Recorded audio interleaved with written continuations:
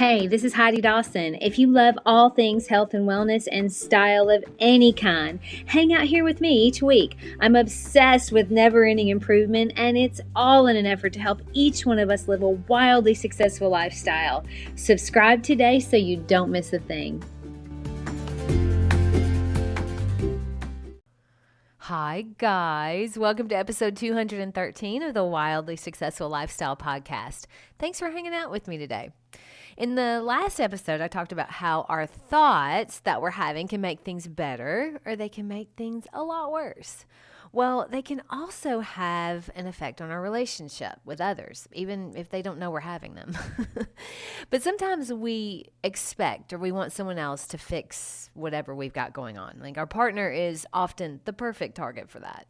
We think they should be doing something different. If they would do that, I would feel better. Or maybe if they weren't so grumpy, I wouldn't be so grumpy. But here's the thing. You're going to be you regardless of who you're with. You're you. And I'm going to add right here that you are exactly where you're supposed to be. Wherever that is, be okay with it and then work forward from there.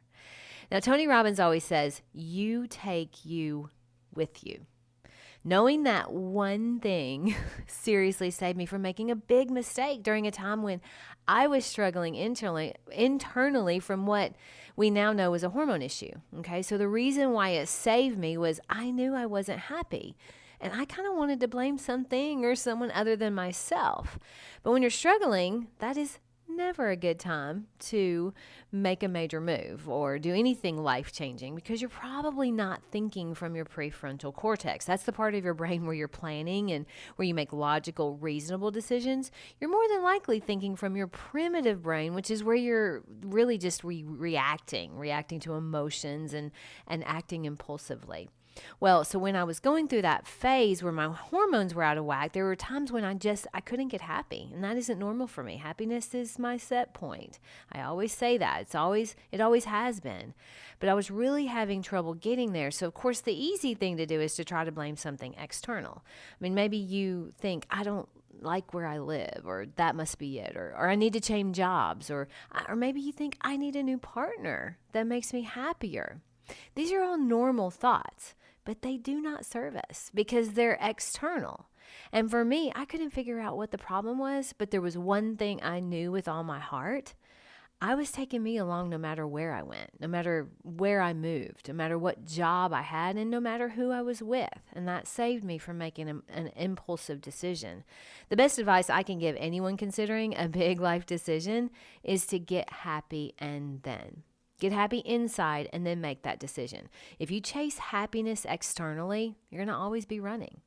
And when I say get happy and then make a decision, I'll give you some examples of what I mean by that. So I have a good friend who had a job she really liked, but she had a few people she just couldn't get along with. So she wasn't happy and decided she needed to change jobs because of that.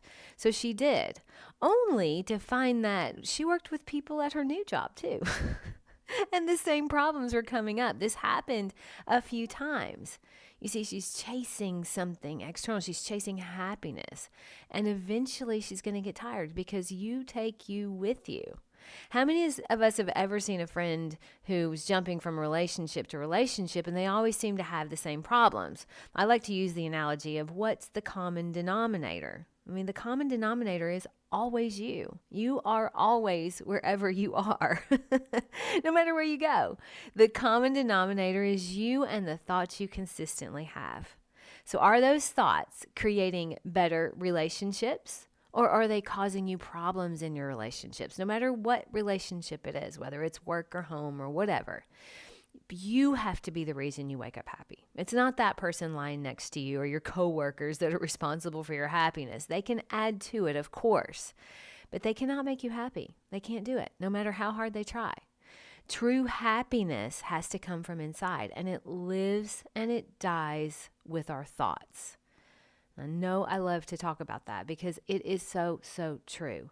And now I always do want to say this when I'm on this topic about happiness, and it's make sure you don't have a hormone problem. Internal happiness is worth the cost of getting to the problem, getting to the core if you have a hormone issue. And that's not just about women too. Men can have low testosterone that'll mess them up too.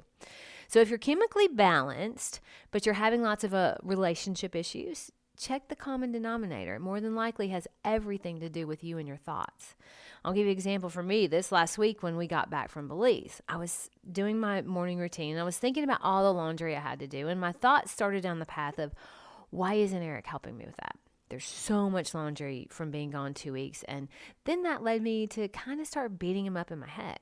And let me preface this with, he does a lot around the house. Like, he cleans more than I do, if I'm being honest. So these thoughts I was having, they were not only unfair, they were also untrue. But they can affect the way I treat him. And he wasn't even awake yet. So imagine I'm irritated at him and he has no idea why. That is not a good way to start the day. And this is all because of my thoughts, and not even true thoughts at that. So as I always say, being aware of them allowed me to see that and change them. So I didn't have that terrible greeting when he woke up. Now, our thoughts about the people around us affect our relationship with them, even if they don't know you're thinking about them. Can you see that? Can you start being aware of how your thoughts about someone else affects your relationship with them? My guess is you have someone in your life that can do no wrong. Maybe a best friend, your daughter, your granddaughter, maybe it's your dog.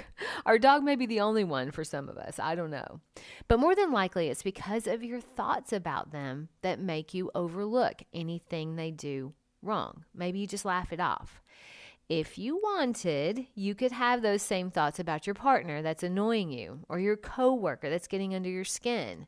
We get into thought patterns about people, and they're hard to get out of because the way you think about them dictates how you treat them, which dictates how your relationship is. And that's a vicious cycle that all boils down to you and your thoughts.